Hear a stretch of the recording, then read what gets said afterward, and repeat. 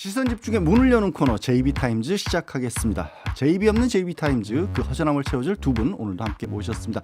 유튜브 현장 방송 월요일을 책임지는 분들이세요. 정치는 팀킴의 정치철학자 김만곤 박사, 또 시사인의 김은지 기자 두 분 오셨습니다. 어서 오세요. 네, 안녕하세요. 네, 안녕하십니까. 제가 어제 학자의 깊이와 기자의 날카로움이라고 말씀을 드렸는데 오늘도 깊이 있는 해설 만곤 박사님 감정적으로 부탁드리겠습니다. 자, 시작해 보겠습니다. 기자님, 오늘 첫 번째 주목할 뉴스는 뭘까요? 네, 검찰이 이재명 더불어민주당 대표에게 설 이후인 1월 27일과 30일 중 하루 나와서 조사를 받으라고 통보했습니다. 네. 이번 혐의는 오랫동안 이야기가 되어 왔던 위례신도시와 대장동 개발 사업 특혜 관련된 의혹인데요. 검찰은 이재명 대표가 성남시장이던 시절에 대장동 일당에게 내부 정보를 흘리고 4천여억 원대 이익을 안겨주면서 그만큼의 성남시에 손해를 끼쳤다, 이렇게 의심하고 있습니다. 이게 2021년 11월부터 이미 검찰에서는 이 대표를 피의자로 입건했다라고 MBC가 보도한 바가 있는데요. 네. MBC가 확보했던 성남시 직원 진술조서에는 피의자 이재명 사건 참고인 조사 이렇게 적혀 있다고 합니다. 검찰은 이 대표에 대한 추가 조사가 마무리되는 대로 성남FC 사건과 대장동 미래 사건의 혐의들을 묶어서 구속영장을 청구하는 방안도 검토하고 있다고 하고요.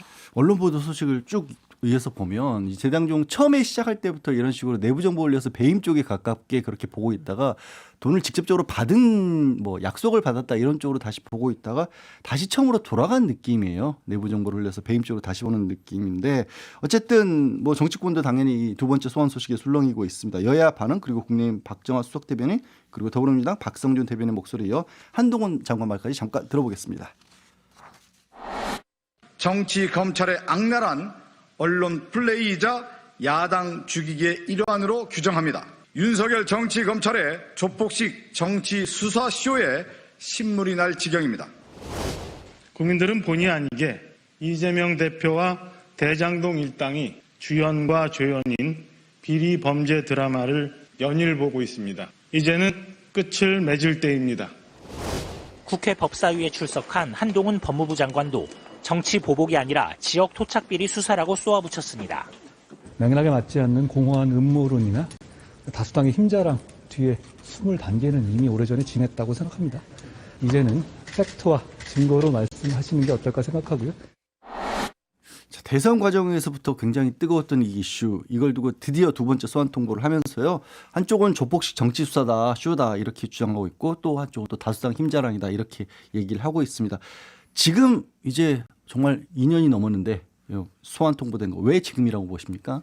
네, 이제 아무래도 설을 앞두고 있기 때문에 설에 이제 해당 이슈를 올리기 위한 검찰의 전략이다, 이렇게 민주당에서는 의심을 하고 있고요. 네. 그동안 민주당에서는 성남 FC 관련 혐의로 이 대표를 검찰에서 가장 먼저 불렀기 때문에 대장동 수사는 막히는 게 아니냐 이런 이야기를 꽤 했었거든요. 네네네. 그런데 이제 소환 조사 엿새 만에 다시 이재명 대표에게 소환 통보가 왔기 때문에 검찰 수사 관련된 보도들도 요즘 나오고 있는 상황입니다. 뭐 예를 들어서 어떤 것들이 있어요? 네, 어제 저녁 SBS가 보도한 내용을 보면 검찰이 위례신도시 개발 의혹 관련해서 유동규 씨의 새로운 진술을 확보했다라고 밝혔는데요. 관련 계약 내용을 이재명 대표에게 직접 보고했다라는 내용입니다. 이에 대해서 이 대표 측은 확인이 어렵다라고 SBS 답했다라고 하고요. 예. 그리고 또 어제 대장동 재판에서 정민영 변호사의 진술도 좀 주목을 받고 있는 편입니다. 대장동 개발 사업 과정에서 당시 성남시장이던 이재명 대표가 지시한 사항이 민간 사업자 공모 지침서에 모두 반영됐다, 이런 주장을 하기도 했는데요. 네네. 그런데 이 과정에서 정 변호사가 검찰에서 했던 진술을 번복해서 또 논란이 되기도 했습니다.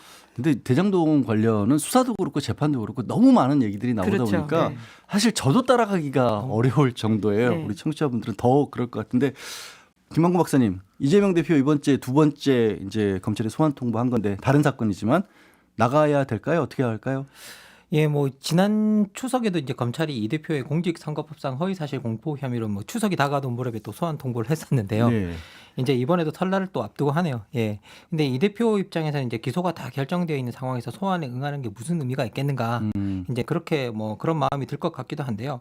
어쨌든 뭐 올해 들어서 지난 10일에 성남 FC 후원금 관련해서 사실은 헌정사상 처음으로 야당 대표가 검찰 소환 조사를 받는 이제 그런 일들이 일어났는데 이때 이제 이재명 대표가 이 모든 게 검찰이 파놓은 함정이다. 그리고 정치 검찰이 당당히 맞서겠다라고 이제 선언을 했었잖아요. 네. 그러니까 이제 이 소환 통보에 응하는 방향으로 가는 게 어떻게 보면 이제 뭐 그 말과도 맞고 결국은 결도 맞아서 결국은 그쪽 방향으로 가는 게 옳지 않겠나라는 게 뭐 제 개인적인 생각이고요. 그리고 이렇게 응하는 방향이 지금 현재 민주당 같은 경우도 내부 총질 논란으로 좀 시끄러운 상태고요. 네. 그리고 자꾸 갈려 있는 상태니까 입장이 좀 더 다르다 하더라도 위기 아래에서 좀 뭉쳐야 한다는 의식을 조성할 수 있다는 점에서도 이렇게 검찰 뭐 소환에 응하는 거에 더 유리한 방향으로 흐르는 게 아닐까라는 생각이 뭐 제 개인적인 생각입니다. 그러니까 당당하게 맞섰다고 예. 입장을 밝혔으니까 예. 당당하게 나가셔야 당 내부에서도 말이 없을 것이다, 좀 줄어들 것이다 이렇게 지적을 하셨는데요. 근데 이 부분은 뭐 검찰 조사 과정에서 좀 더 어떤 일이 있었는지 확인을 해야 되기는 하는데 이번에도 일방적인 소환 통보냐 아니면 일정 조율을 한 것이냐 얘기가 또 나오고 있어요. 사실 그냥 뭐 보통의 국민들이 조사를 받을 때도 일정 정하는 것 같고 이렇게 말이 나오지는 않거든요. 아시다시피 다 미리 연락해서 언제가 편하냐, 언제 시간이 가능하냐 이런 것을 조율을 하는데 오히려 야당 대표와 관련된 수사에서 자꾸 이런 얘기가 나오는 것 자체가 좀 부적절해 보이긴 합니다. 이것도 역시 이재명 대표 관련이라고 봐야겠죠. 김성태 전 쌍방울 회장 조금 있다가 저희 방송 끝날 무렵쯤에 한국에 도착할 예정이라고 하는데 어제 이재명 대표를 모른다고 했던 김성태 전 회장 인터뷰 전해드렸지 않습니까? 한동훈 법무부 장관이 이에 관해서 말을 보탰습니다. 한번 들어보시겠습니다. 뭐 저항권 운운하시고 송환의 배후가 있는 거 아니냐 이런 말씀을 하시던데요. 국민들께서 진짜로 궁금해하시는 거는 민주당이 말씀하시는 깡패 잡아오는 배후가 아니라 깡패 배후일 거라고 저는 생각합니다. 해외에 도피한 중범죄자들이 못 견디고 귀국하기 직전에 자기 입장을 전할 언론사를 선택해서 일방적인 인터뷰를 하고 그리고 자기가 유리하게 보도되게 하고 그리고 관련자들에게 일종의 말맞추기 신호를 보내는 것은 과거에 자주 있었던 일입니다. 뭐 최근에 남욱 씨도 그랬고 최성원 씨도 그랬었죠. 그런데 그런다고 범죄 수사가 안 되지 않지 않았습니까? 참, 마고 목사님, 예. 뭐 법률적인 반응 말고요. 그냥 이 한동훈 장관의 말을 들으면서 받으신 감정적인 느낌, 감성적인 분석을 좀 해주세요. 반응을. 아니 뭐 그런 건 아니고요. 예. 이게 청취자 여러분께 좀 여쭙고 싶은데 예. 혹시 대한민국 검찰총장 이름 아십니까? 아, 지금 예, 지금 검찰총장 이름. 어. 예, 그리고 아신다면 이 검찰총장이 뭐 이런 사건에 관해서 뭐라고 말했다는 소식 들어보신 적 있으십니까? 그러니까 실질적으로 한동훈 장관은요 한편으로는 지금 현재 검찰총장이라는 느낌이 들고요. 예. 사실 지금 검찰총장이 한동훈 뭐 장관 아래에서 그냥 아주 형식적으로 바지 사장처럼 앉아 있는 그런 느낌이 저는 듭니다. 되게 부끄러운데요. 예, 예. 명색이 법조인이고 방송하고 있는 저도 갑자기 총장 이름이 생각이 안 나요. 이원석 총장. 아, 예. 예, 기자님 낫네요. 예. 그리고 이게 검찰청법에 보면 제8조의 법무부 장관의 지휘 감독에서도 구체적 사건에 관해서는 법무부 장관은 검찰총장만을 지휘 감독한다고 나옵니다. 네. 예, 그러면 이거 지금 하는 발언들은 지금 거의 검사들에게 거의 모든 주요 사건에서 사실상의 수사 지침을 장관이 주고 있다라고 지금 봐야 될 것 같고요.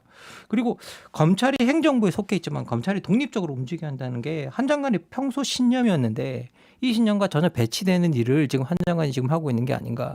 제 개인적으로는 검찰이 그럴 수 있는 분위기를 장관이 좀 조성해 주셨으면 좋겠다. 아, 장관이 나서 감나라 예. 배나라 다 하는 것 같은 느낌이 예. 들었다라는 거고요. 김은지 기자님도 혹시 더 하고 싶은 말씀 있으세요? 네, 법무부 장관은 검사가 아니죠. 이거를 좀 누차 본인 스스로 아실 필요가 있지 않나라는 생각을 계속하게 됩니다. 네, 촌철들 반응도 나왔는데요. 베들레헴 바이든님도 똑같은 말씀해 주셨어요. 한 장관 수사 개입 안 한다면서 대놓고 수사주의 아닌가요?라고 했고요. 1105님은 개인 비리에 당이 나서는 건 아닌 것 같다라는 의견. 또 정경수님은 50억 클럽 어디 갔습니까? 너구리님은 대장동 특검 필요합니다라고 의견 주셨습니다. 자, 관련 뉴스는 잠시 후 2부와 3부에서 고민정 의원 그리고 하태경 의원 모시고 좀 더 짚어보도록 할 테고요. 자, JB 없는 JB타임스 다음 주목할 뉴스는 오디오부터 들어보시겠습니다. 형제국의 안보는 바로 우리의 안보입니다. UAE의 적은 가장 위협적인 국가는 이란이고 우리의 적은 북한입니다. 아, 김은희 기자님 이 말도 논란이 되고 있죠? 네, 사실 좀 외교적으로 논란이 됐기 때문에 이미 외교부가 해명 비슷한 걸 내놨는데요. 먼저 좀 뉴스를 소개해드리면 아랍에미리트에서 윤석열 대통령과 김건희 여사가 아크 부대를 방문했거든요. 네. 아랍어로 아크가 형제라는 뜻이라고 하는데 윤 대통령이 이 형제를 강조하다가 이런 말을 했습니다. 이제 그런데 민주당에서는 1962년 수교를 맺은 이란을 대한민국의 적으로 삼는 것으로 해석될 수 있는 위험천만한 발언이다 이렇게 비판했고요. 외교라는 게 사실 굉장히 조심조심 여러 가지 부분을 짚어가면서 해야 하는 거잖아요. 이란 입장에서는 아닌 게 아니라 좀 불편할 수도 있겠어요. 네, 장병들을 위로하기 위한 것이다라고는 했지만요. 사실 말씀처럼 외교는 앞에 있는 사람이 아니라 그 뒤에 있는 여러 수를 보면서 해야 되는 것들이잖아요. 네. 굉장히 좀 단선적인 이야기들을 위험하게 했다라고 볼 수 있죠. 알겠습니다. 자, 외교 이야기 나왔으니까요. 뭐 한 번 더 하나 더 짚어보도록 하겠습니다. 지난 12일에 우리 정부가 일본 강제 동원 그 징용 피해자들에 대한 해법을 내놨는데 후속 조치를 논의하기 위한 자리가 이어졌어요. 네, 어제 일본 도쿄에서 있었습니다. 한일 국장급 회의가 열렸는데 서민정 외교부 아시아 태평양 국장 그리고 후나코시 다케이로 일본 내무성 아시아 대양주 국장이 참여했습니다.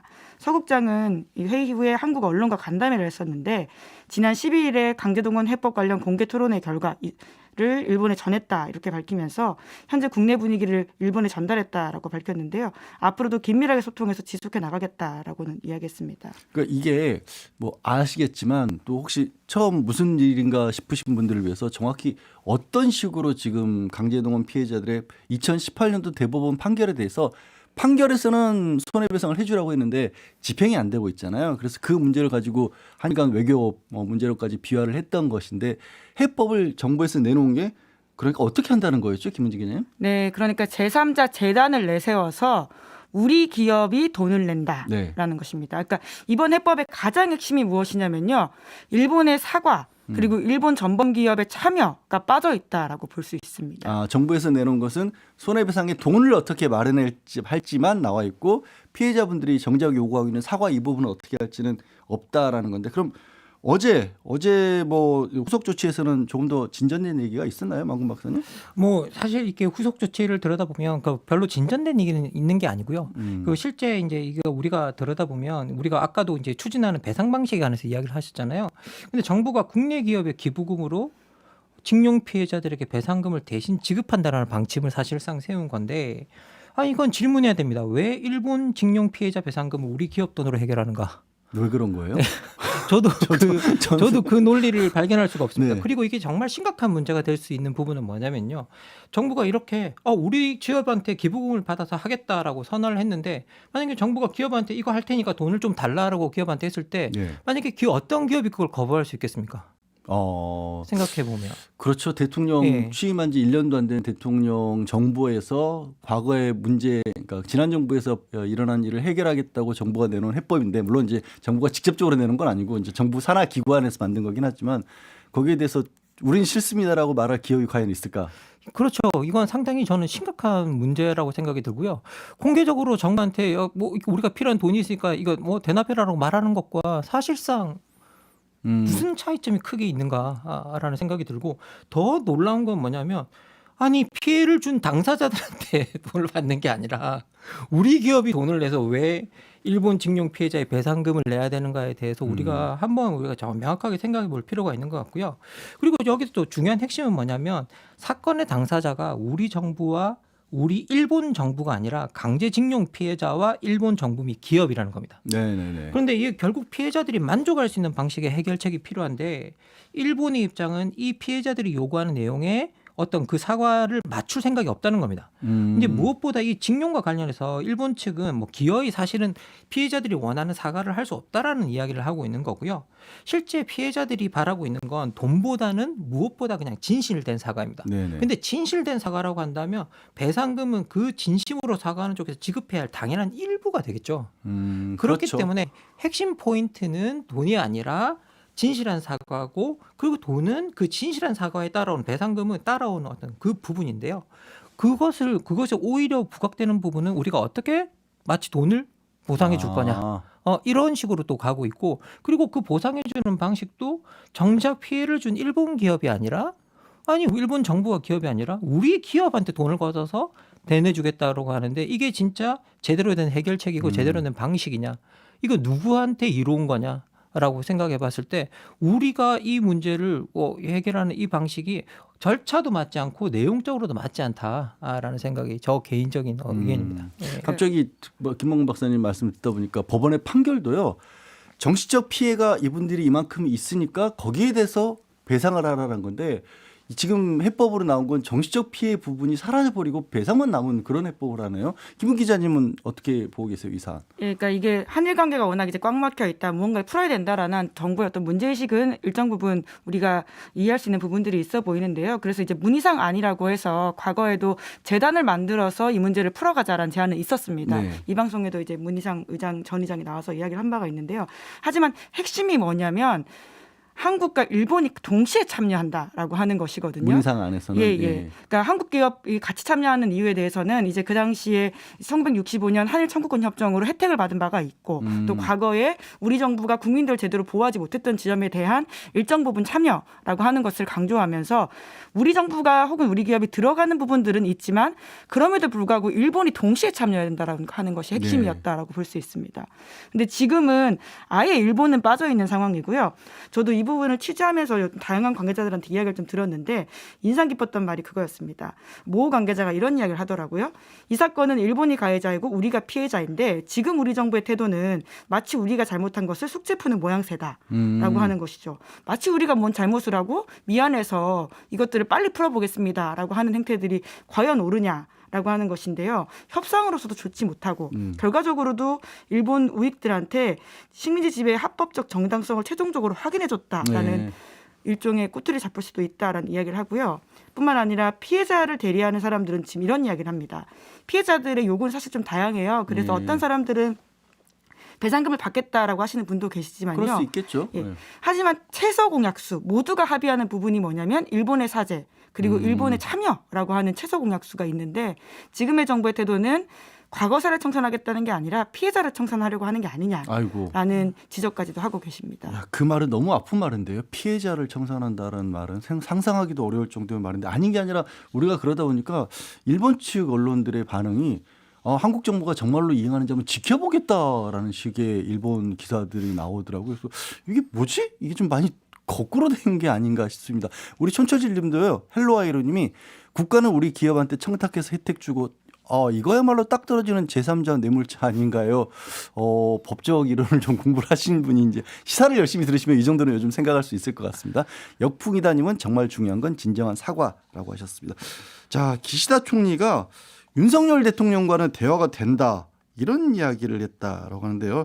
대화가 되면 우리말 좀 들어야 하는 거 아닐까 싶습니다. 우리가 뭘 원하는지 일본도 모르고 이런 얘기를 하진 않을 것 같습니다.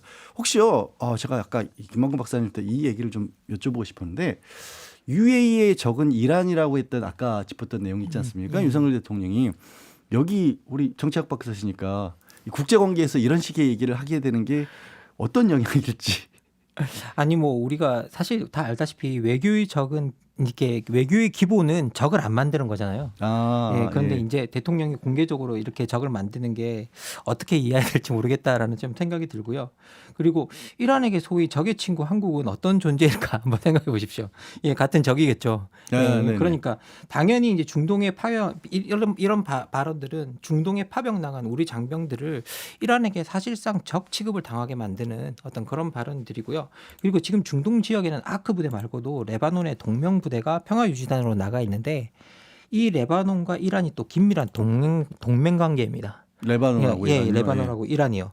그러니까 대통령이 해외에 나가서 적과 친구로 나누어서 이렇게 다른 국가를 안 만들어도 될 적을 만들어서 어떤 방식으로든 국가와 그리고 파병 나가 있는 우리 군에게 조금이라도 이렇게 비우호적인 환경을 조성하는 발언을 하는 게 정말 맞는가?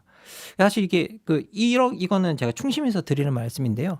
외교와 국방 문제에 관해서는 대통령이 정말 공부가 좀 필요하다라는 생각이 들고요. 공부가 좀 필요하다. 공부가 좀 필요하다는 생각이 들고 그 공부에는 외교적 발언을 어떻게 하는가, 국방과 관련된 발언을 어떻게 하는가, 그런 정치적 수사를 어떻게 사용할 것인가에 대해서 얼마나 유의해야 되는 말인가. 그냥 평소 때 하는 말로 하면 절대 되지 않는다라는 그 트레이닝까지 같이 들어가 있어야 제대로 된 학습이다라고 좀 말씀드리고 싶습니다. 그러게요. 아니 진짜 이 적이라는 말씀을 그러니까 이게 적과 아군이라는 말씀을 너무 모든 분야에서 이렇게 딱딱 나눠지는 게 특히 외교부에서는 절대 그렇게 해서는 안 될 일인데 이 부분만큼은 우리 대통령실 관계자분들이 혹시 김한국 박사님 말씀드렸으면 전해드렸으면 좋겠습니다.